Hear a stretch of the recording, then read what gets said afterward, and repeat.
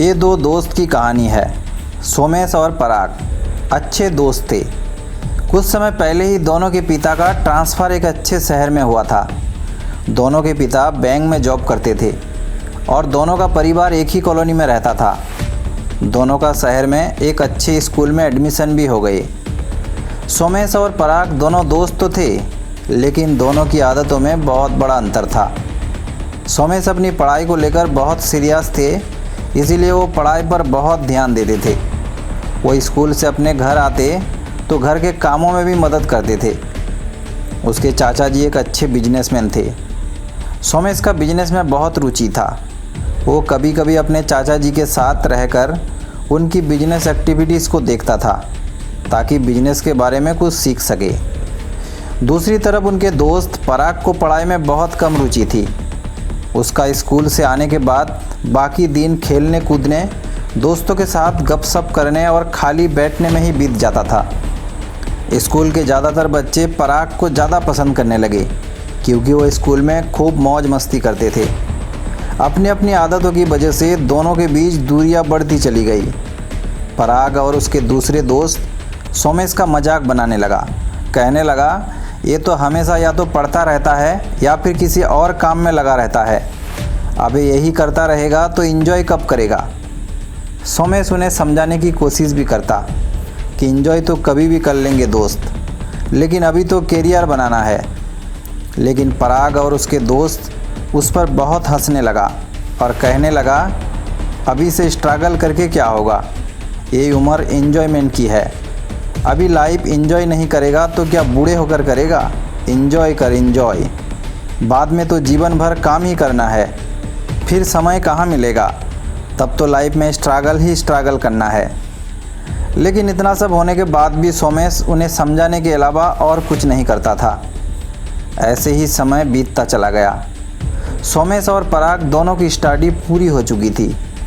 ये वो समय था जब सोमेश के पिता का ट्रांसफ़र किसी दूसरे शहर में हो गया और कुछ ही समय बाद पराग के पिता का भी ट्रांसफ़र किसी दूसरे नए शहर में हो गया। कुछ ही दिनों में दोनों एक दूसरे को भूल चुके थे। समय की गति बहुत तेज़ होती है। 6 साल बाद एक घटना हुई। दिल्ली की एक बहुत बड़ी कंपनी के बिल्डिंग में एक युवक ने बहुत ही तेज़ी के साथ कदम रखा। वो अंदर गया और एक कुर्सी पर बैठ गया, क्योंकि आज उसका जॉब के लिए इंटरव्यू था। जैसे ही उसे बुलाया गया तो वो तुरंत उठा और इंटरव्यू रूम में चला गया। रूम में प्रवेश करते ही उसके कदम अचानक ही थम गए और वो चौंक गया। उसके सामने लगभग 10 लोग बैठे थे। ठीक बीच में लाल कुर्सी पर सफ़ेद कोट पहने एक बहुत ही इम्प्रेसिव इंसान बैठा था। इस सफ़ेद कोट पहने हुए बंदे को देखते ही वो युवक बोला, अरे सोमेश, तुम यहाँ क्या कर रहे हो? क्या इंटरव्यू देने आए हो? सोमेश, जो कि सफ़ेद कोट पहने हुए बैठा था, वो बोला, ओ तुम पराग हो ना?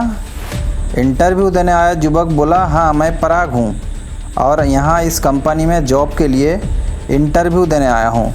तुम यहाँ कैसे? सोमेश बोला, नहीं, मैं इंटरव्यू देने नहीं, लेने आया हूँ। मैं इस कंपनी का मालिक हूँ। पराग की नज़रें तुरंत झुक गई। माहौल शांत हो गया। वो मन ही मन सोचने लगा कि मैं जिसकी मजाक बनाता था वो आज इतनी बड़ी कंपनी का मालिक। अब सोमेश ने पराग को देखकर कहा, अगर तुम इंटरव्यू के लिए आए हो तो हमारे बोर्ड के लोग तुम्हारा इंटरव्यू ज़रूर लेंगे। अब बोर्ड के दूसरे लोग पराग का इंटरव्यू लेने लगे। 5 मिनट बाद ही बोर्ड के लोगों ने पराग को रिजेक्ट कर दिया और कहा, आपके पास जो डिग्री है वो ये बताती है कि आपकी स्टूडेंट लाइफ बहुत कमज़ोर रही है और आपके पास कोई जॉब एक्सपीरियंस भी नहीं है, इसीलिए हम आपको जॉब पर नहीं रख सकते। पराग तुरंत सोमेश की तरफ मुड़ा और सोमेश के सामने रोने जैसा मुख बनाते हुए बोला, मैं पिछले 3 सालों से जॉब के लिए स्ट्रगल कर रहा हूँ। बहुत सी कंपनी में इंटरव्यू दे चुका हूँ, लेकिन सभी जगह रिजेक्ट हो चुका हूँ। तुम तो मेरे दोस्त हो, कृपया मुझे नौकरी पर रख लो। सोमेश ने कुछ देर सोचा और बोला, मेरी कंपनी की सफलता का राज ये है कि मेरे यहाँ जॉब करने वाले काबिल लोग हैं, जो एक दूसरे के काम से मोटिवेट होकर और भी ज़्यादा काम करते हैं। मैं नहीं चाहता कि उसके बीच कोई ऐसा व्यक्ति पहुंचे जो उन्हें खाली बैठने और मौज मस्ती करने को प्रेरित करे, इसीलिए तुम्हें जॉब पर नहीं रख सकता।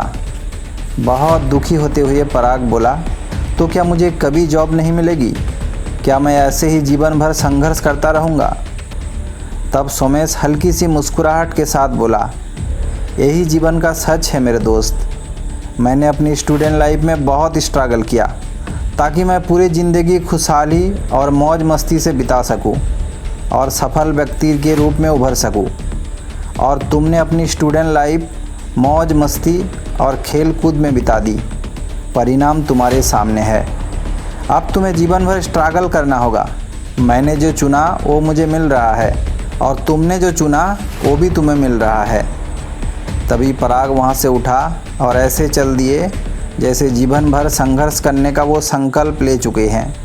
तब सोमेश हल्की सी मुस्कुराहट के साथ बोला, यही जीवन का सच है मेरे दोस्त। मैंने अपनी स्टूडेंट लाइफ में बहुत स्ट्रगल किया ताकि मैं पूरी ज़िंदगी खुशहाली और मौज मस्ती से बिता सकूं और सफल व्यक्ति के रूप में उभर सकूं। और तुमने अपनी स्टूडेंट लाइफ मौज मस्ती और खेल कूद में बिता दी। परिणाम तुम्हारे सामने है। अब तुम्हें जीवन भर स्ट्रगल करना होगा। मैंने जो चुना वो मुझे मिल रहा है और तुमने जो चुना वो भी तुम्हें मिल रहा है। तभी पराग वहाँ से उठा और ऐसे चल दिया जैसे जीवन भर संघर्ष करने का वो संकल्प ले चुका है।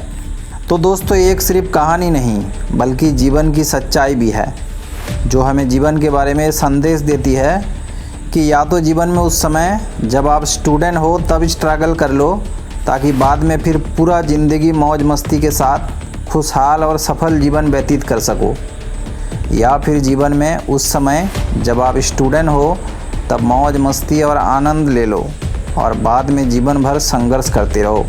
चॉइस आपके हाथ में है। दोस्तों, वीडियो पसंद आया तो ज़्यादा से ज़्यादा लाइक और शेयर करें। तो आज के लिए यहीं तक, धन्यवाद।